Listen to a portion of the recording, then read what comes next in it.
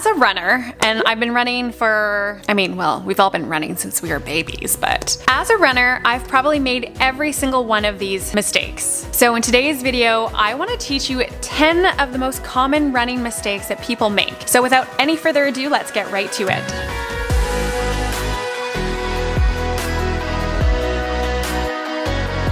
Hey guys, welcome back to my channel. I'm Jessica, an athletic therapist and also a former competitive triathlete. I've done sprints, Olympics, half Ironmans until probably 2015 when I decided to kind of retire, so to speak, from training insane amount of hours every week because I needed to focus on school and work. So anyways, today's video is going to be a fun one for me because I want to talk about the 10 common mistakes that runners make, and I've made all of these along my running career. And I started running when I was, we all run when we're little, right, as kids, but I started competitively running when I entered high school and did cross country, and I ran for provincials every single year that I was in high school, and then I became a competitive triathlete as a junior triathlete, and then I went into doing half Ironmans. So I've got a lot of experience in this department, and I would love to teach you all of these things that you should avoid in order to prevent injuries, enjoy running so you don't lose the passion for the sport, and yeah, just to have fun and avoid these silly mistakes that you can avoid. Anyways, let's get to it.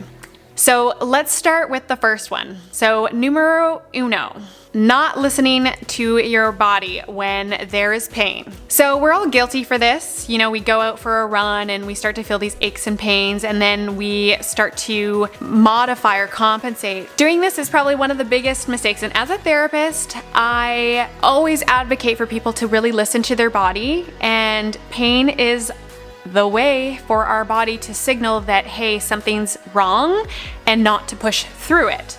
It's not like the old days when it was no pain, no gain. If you have pain and it starts to go away all of a sudden, it's probably because you've made compensations for it somewhere else along the chain, your hips, your knee, or something like that, and you're gonna pay for it down the line, I swear. This is what happens. Our body's really smart at trying to get out of these issues and find ways around them, but usually that comes with some consequences and it can hurt you down the road. So if you have pain, listen to it, see a therapist. Resting and just icing the injury is probably not gonna correct it. It might subside some of the pain and your symptoms, but it's not going to correct the cause. So if there is an issue there, then they can help correct it. Number 2, not warming up before you go for your run. I know. You're thinking, okay, well, I can just jog the first little bit and that's my warm up. Sure, you can jog a little bit, but what I suggest you do is actually go through mobility routine like leg swings, doing some hip rotations in order to kind of lubricate the joints. So then that way when you go for your run, everything's just a little bit more relaxed. And so if, for instance, your body needs to quickly adjust to a movement or you slip, then your body is already warmed up and it reduces the risk of injury. So warm up, and I actually have a video about that too. Warm up routine before you go for a run. So I'll link that above and I'll put it in the description below. So number 3 is ignoring pace. Okay. If you run by yourself or you run in a group, it's really, really, really important that you find a pace that's comfortable for you. I suggest finding a pace that you can run at comfortably and actually communicate with somebody. So that way you're not going out too hard and it's unrealistic to maintain the whole run. I also have been taught through my running career from my running coaches is that you should try, if you're going out for a 5K run, that your first 2.5 kilometers should be slower than your last 2. So you should really be pacing yourself, and that way the run is actually much easier to go through. You're not grinding the whole run and then your posture and your technique doesn't go out the window. So really pace yourself. If you're going off of, say, something like Strava and you're always competing against these timed things, leave those aside. It's really important for you to listen to your body and go at a pace that's really comfortable for you. Number 4, ignoring running form. Okay, posture. When you're running, it's important to keep your shoulders nice and relaxed. Make sure that you're not looking down at your feet when you're running so it's not putting tension on your back. You want to be nice and relaxed before you go for your run. So a big component of the pre-run warm-up is to actually help you get your running form. So doing like butt kicks, high knees. This will help you maintain that nice upright position so you're not slouching during the run. Number 5, following a training program to a T. Why is this a mistake? Well, often, for example, if you're going through a running program, it is not specific to your needs. So maybe your body is feeling exhausted after a week's of training. You really do need to listen to your body. If you keep pushing through and following that program to a T, it might put you at risk for an injury, because say if you're feeling like, okay, your hamstrings one day are feeling really tight or sore, and then you're supposed to do a run the next day and you might injure it, let's say, because you're not actually listening to your body. You're just going off of that program that's designed for somebody just to continue to follow through. So it's not that I don't like pre-programs for running, it's just that you just need to make sure that you're at that level of that training program and that you're not overdoing it. So if you are sick one day, take a sick day. Don't be like, I have to run my 10K today. It's okay to miss a day or two. So that's a big one that I had a problem with when I was younger, and I would just constantly push through. Well, I ended up injuring myself constantly because I was like, I have to do this, and I wasn't listening to my body. So that's a biggie. So that's number 5. Really listen to your body and don't follow a program to a T if it's not designed specifically for you. Number 6, similar to number 5, it's comparing your running time and pace to other people. So things like Strava or Apple Watches, we can all share, what we're doing. And sometimes it's like, okay, we want to do more, we want to be faster. Okay, that just sets you up for injury. And it's also not that fun because you're constantly looking at what other people are doing and be like, oh, I have to do that too. And so you might start to lose the interest in the sport because you're like, okay, well, I'm not actually doing that great, but really you're doing phenomenal, but you're just comparing yourself to others. So the key here is stop comparing yourself to others, train and follow your own routine, take your running watch off once in a while. Like if you find that you're kind of maybe losing the joy of running and you're so tired of having to follow a pace to a T and you're like, oh, I don't really want to go to the door, it's going to be such a hard one today, take that watch off, forget about time, and just go out and enjoy your run in nature. Trust me, you'll feel so much better for it. Number 7, bad shoes. Okay, there's so many shoes out there and I know it can be really difficult to find the proper shoe for you. But in general, what I'm speaking about here is finding shoes that are too narrow, compressing the front of your forefoot and midfoot, and not allowing for your foot to absorb the impact as you're going through and pushing off through your full range of motion of the foot. So now there's so many shoes that are so overly cushioned and doesn't allow your foot to really adapt. So what I suggest, and there's some great shoes out there, a few of them, like I've always ran an Asics. Asics have been my go-to running shoes forever. I recently tried Nikes and they're okay, but to be honest, they've got too much cushion and I don't love them.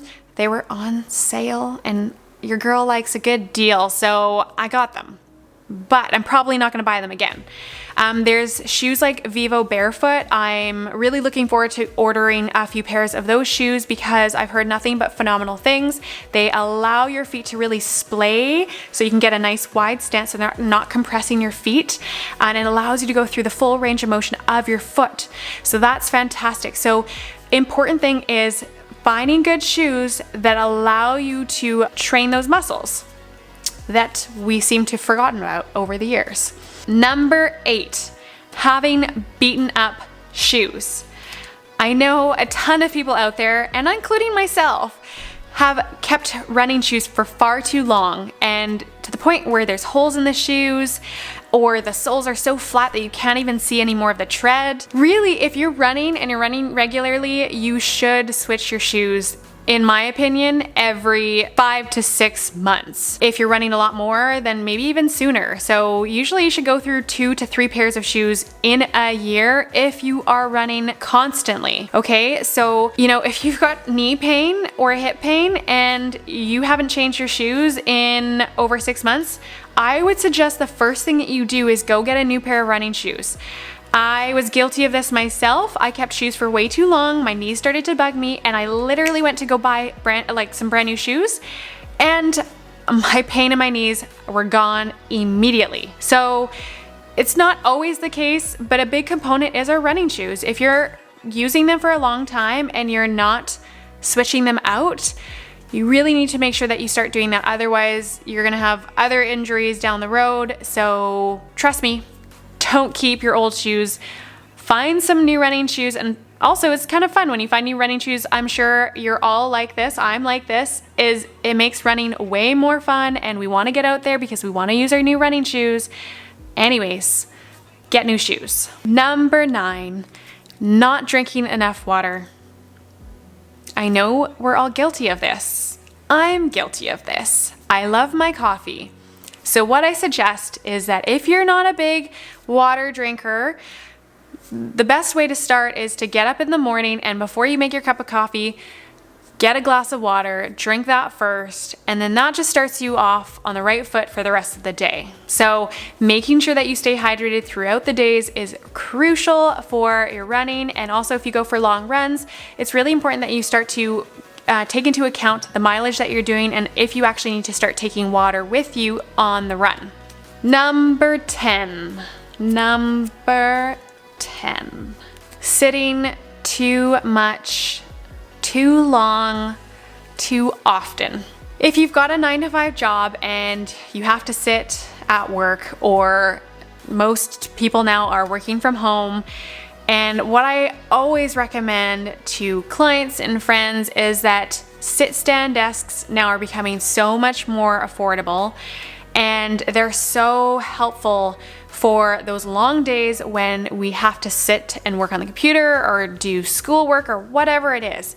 And what happens is if you're sitting for a long period of time is that we're shortening now our hip flexors, and our hip flexors, if they become short, they now are contracted. It makes it much harder for us to get hip extension when we're running, and that puts more stress on our lower back and just puts us at a greater risk for injury. And that's a big component of sitting, is that we really want to avoid that. We start to develop really bad posture, that slouching posture, which can be seen in our running form if we're fatigued, and that forward head posture. So those are big ones to watch out for. So if you are having to work at your desk for a long period of time, what I suggest you do is either take mini breaks if you don't have a sit-stand desk, and try to do a little bit of stretching.